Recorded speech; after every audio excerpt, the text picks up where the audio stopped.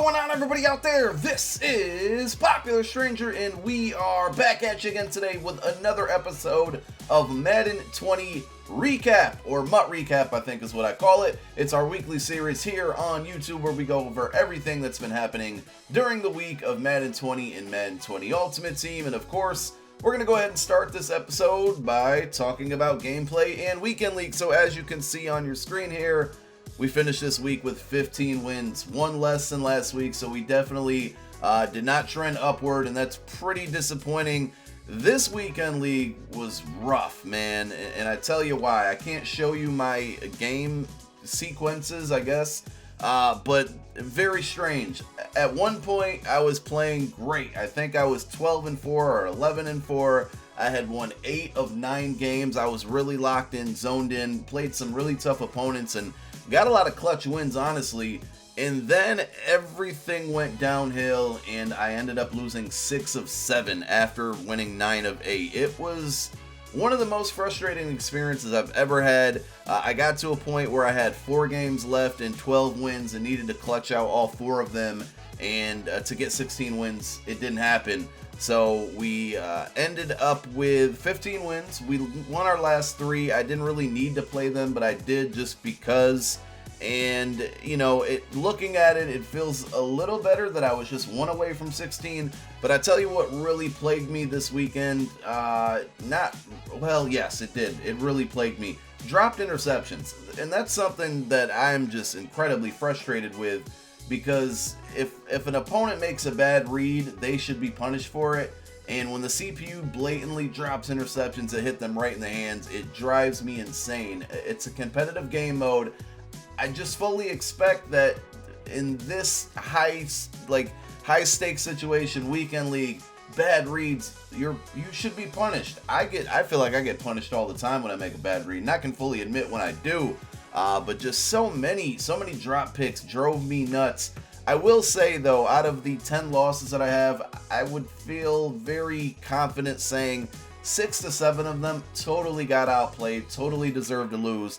There were 2 games Saturday night, back-to-back games, just dropped interceptions, and then there was another game where I just kind of blew it, and I still feel like I should have won, but we'll get better, man. I actually feel, even though I won 1 less game this week, I feel like I played better this week. As far as defense and offensive playbook, still rocking Raiders offense, which is going well for me. I feel like I'm probably going to use that the rest of the season.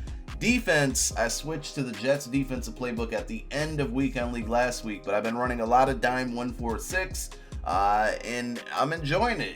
It takes a lot of. It's a nice blitz. It's on Playbook GG if you want to check it out, and there's always a link to Playbook GG in the descriptions of my videos. Use my link to support me. It's a very, very good defense. You can send blitzes, but you can disguise coverages very, very well and just kind of make random adjustments that might throw your opponent off. And when I was really doing it well in that 8 of 9 span where I was winning the defense, I was just making great adjustments, and it felt good. So hopefully we can continue that on into next week. Let's go over the other gameplay things and also take a look at the leaderboard. So the QB glitch is still around. If it's happened to you guys, make sure, let me just put my Twitter name on the screen. If you have a video of somebody doing this QB glitch to you, and it's very, their username is visible, and it's obviously blatant that they were doing it, please send it to me on Twitter. I will try my best to get it to Kralo, and I know they are banning people for it because it's a known exploit. It's not something that randomly happens. You actually have to do something to make it happen, and therefore they consider it cheating and are banning people. So if it's happened to you this weekend, please send it to me on Twitter. I will get it over to Kralo. Also, running wasn't too bad. Stopping the run this weekend was not bad at all. I think maybe I've just figured out a little bit better of defense against it. But really just playing 3-4 odd seemed to help running a lot. Fumbles seem to be toned down. There was a gameplay patch that we're going to talk about, but I didn't really notice a lot of fumbles. I think it was last week or the week before I talked about how many times I fumbled and how stressful it was. This week, it was not. Let's scroll through the top 50, top 100, I mean. Only 3-4 people go 25-0. I mean, it's dwindling down every week. I think a lot of competitive players are now playing salary cap. I don't really 100% keep up with that stuff and know, you know, is there a qualifying thing going on right now to play salary cap? I am unsure of that, but I see that there are quite a few names on here that I've seen in the top 100 before that are no longer on there, and it's looking like it's a slightly less competitive. You still needed 20 wins to get in this weekend. I believe last week when we went down the list, 19, there were a few people who had 19 wins that got in. It looks like it was 20 again in this case.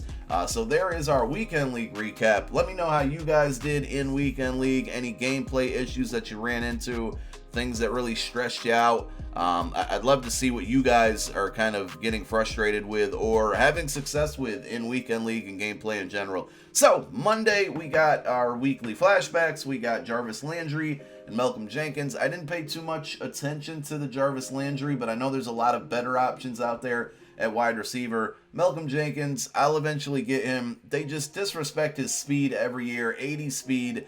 He's so much faster than that. Maybe not now, but this is a flashback card. And he ran a really good 40 time. You know, as a rookie, he was pretty fast and had some speed. So I think it's just one of those things where EA has it stuck in their head that he is a certain type, and every year when he gets a card, it's just going to fit their description of it, which is a little disappointing. Tuesday was a big day. We got a gameplay patch which fixed zones, which I did feel like I covered. I feel like I covered corner routes a little bit better. They basically changed the reaction time on zones, and it did seem to play like that in game.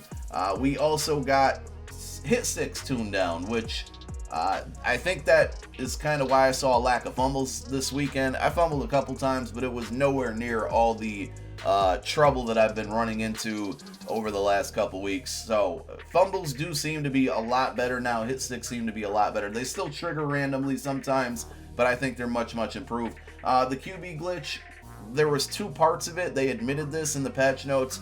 One of them they fixed. There's another one going around, and obviously it happened to people this weekend. And then Superstar KO came out. Really cool game mode in my opinion. I put out a ton of videos on it. They didn't do very well view-wise, and that's okay. I still think the game mode is not for my audience, for MUT people. It's something that I got to test back in June, and I thought it was going to be a hit. It still seems like it is, but I think it's more for casual players. I think it's going to bring people into the game itself. It was free to play this weekend, which is really cool by EA. And I really like it. They just need to keep it updated. We got Vic this weekend. We'll talk about that in a moment. They inserted him into Superstar KO. Hopefully we see some like movie stars and TV characters, things like that. I want to see Al Bundy in the game. I want to see Uncle Rico from Napoleon Dynamite. But I think if they can change this game a lot, give us some good rewards, MUT or not MUT, I don't think we'll see a ton of MUT rewards in this game mode because they don't want it to be a MUT game mode. It's a game mode in itself. That's why it's on the main menu and not within the MUT menus. I think it could be successful. It's not going to sell copies of this game. It's not going to take MUT users away from MUT to play this. But if they can add better rewards, like maybe, when you win, there's a stage where you celebrate. If they could add celebrations there, if they could add fields, unique football fields, jerseys, logos, things like that. Maybe unlock certain playbooks as rewards. That would be really nice. So I like Superstar KO. I played a ton on Wednesday and also Friday night, which we'll get to in a moment. Wednesday, we got heavyweights, Tyron Smith. Even Cowboy fans told me that card was kind of bad, so I'm going to believe him there. And Calais Campbell, which actually looked like a pretty good card. 6'9", left end. Throw him in a spy every once in a while. He might bat down some passes.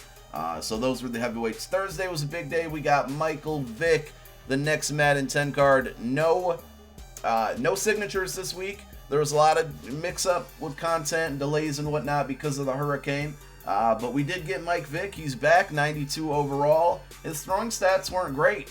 Speed really good. I honestly didn't face him much. I faced his 90 overall power-up card, which I kind of expected. Maybe 10 of my 25 games.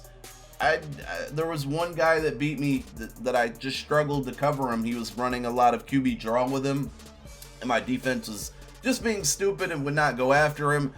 But for the most part, I didn't struggle against the 90 Vic. There were a couple guys that really struggled passing the ball with him once we got pressure on his face. So it's not like the Bo situation where Bo Jackson just literally went crazy, the 89 version, and he's just impossible to tackle. So that was good.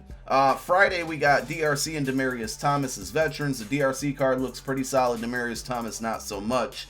No promo that day. Weekend League. I'm sorry, not Weekend League. Ultimate Kickoff was supposed to come out, but because of the hurricane, EA staff was out of the building, out of work for 3 days. They wanted to get it out Friday. It just didn't happen. A lot of people upset in the community. I totally get it, but to say EA blamed it on the hurricane or they made it an excuse, I don't believe that, and I think that's wrong. It was, I mean, everybody said they should have the promo well done in advance. I don't know how these things work. I've never made a promo in MUT. I'm not a game developer, and I don't think a lot of you guys are, so you don't know. You're just assuming. And then I heard the excuse about they got Superstar KO out. That game mode's been in development since January. It's not like they just made it last week and got it out this week. These things take time, guys. And we just, in these situations, we need a little understanding as a community. It's just a little ridiculous. Kralo doesn't get upset often. I think it even really bothered him. He put out a long post on Reddit about this. And at the end of the day, man, it's just a video game. If it's a couple days delayed, it's not the end of the world. You guys are going to forget about it in a couple days, those of you that got upset. So let's move on from that. What else did we get on Friday? Twitch Rivals. So I got to play in Twitch Rivals. A lot of fun. A lot of people, I think a lot of people who I got feedback from or saw people talking about it who watched it on Twitch had a really good time watching. It was a 3-on-3 kind of race tournament. We didn't play each other, but a bunch of YouTubers, content creators, competitive players teamed up to play Superstar KO in Twitch Rivals. I was with iMav, who you guys probably know on YouTube, and Mills from Twitch, and it was fun. Put out a gameplay on Saturday evening if you guys want to see it. A lot of fun. Twitch Rivals, big success. Hopefully we see more things like that, because throughout the weekend we also saw a lot of people, not even Madden guys, there were some really big names. You know, it was a sponsored thing. People were getting paid to stream Madden, and that's okay. The more eyes on our game, the more people in our directory on Twitch just brings more involvement. And if EA as a company sees that this continues, they're definitely going to be more willing to kind of put more money and things into Madden Ultimate Team, into Madden, and that's good for us. So I don't see any problem with it. I did see some people upset that, you know, bigger streamers were getting played to pay Madden. They do it all the time in other games, trust me. It happens a lot. Just think about when Apex came out. Think about some of the games that you see Ninja and Tim the Tatman stream. They're getting paid to do these things sometimes, and it's not just EA doing it. Trust me on that one. Saturday. Gale Sayers, Brian Dawkins. Wow, they're expensive. EA needs to bump the pack odds up really bad, and will they? Probably not, which is sad. But there's no reason why a 91 overall Dawkins should be 1.2 million coins. Gale Sayers is like 800k. I think maybe Dawk is a little expensive because there's a lack of free safeties in the game. And we've been needing one. Gale Sayers, really good running back. I'm surprised he's that expensive. But two really good legends, which is good because the legends have been very lackluster the last 2 weekends. So it was good to see two good legends. We also had drops all weekend from those live streams that I mentioned. That was really cool. There were basically 2 Madden creators almost every hour, or every 2 hours getting drops on Saturday. So I really enjoyed that. And it was good to get a lot of free training, right? And that was really it. Ultimate Kickoff coming this weekend. I'm not going to spend too much, or this week. I'm not going to spend too much time talking about that because we did it yesterday in our Market Watch video, so go watch that if you missed it. Team of the Week predictions. Leave yours down below in the comment section. Lamar Jackson, Hollywood Brown, Carson Wentz, Sammy Watkins, Austin Eckler, Dak, almost threw up saying that, John Ross. Those were the best ones that I had. I'm sure there's some others out there. You guys let me know in the comments section who you think should get a Team of the Week. Team of the Week limited fantasy hero this week and every week going forward. We are basically going to see the best fantasy performance get a limited card. That card will not be part of a power-up or go into a power-up or have anything to do with power-ups. It's going to be its own unique limited card. We're going to get one of those a week from the top fantasy performer. I don't know if they're going to rotate positions or just make an exception on positions and not give us a quarterback or wide receiver every week. We will see defensive players as well, so that's really cool. And I think that's really it. House Rules should make a return this week.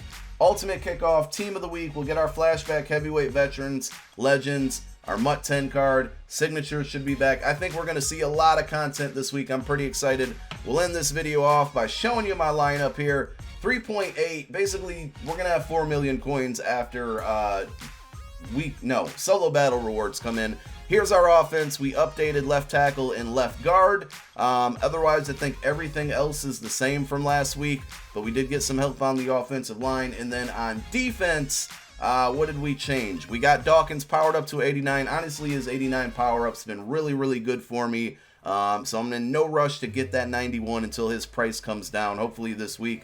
We did pick up John Henderson, who had a great impact his very first play in his very first game, and I haven't seen him since. So we're going to give him a little more time, but I'm really hoping that he makes some impact in the run game. We downgraded Reggie White because I didn't need him in there with Vaughn and Lawrence Taylor on the ends, and now we added John Henderson. But there's our defense. I definitely want to upgrade my cornerbacks this week. Hopefully we get a good one with Ultimate Kickoff, and maybe it brings the price down to like a Willie Brown. And I'm forgetting who the other really good cornerback is. Drawing a blank. Doesn't matter.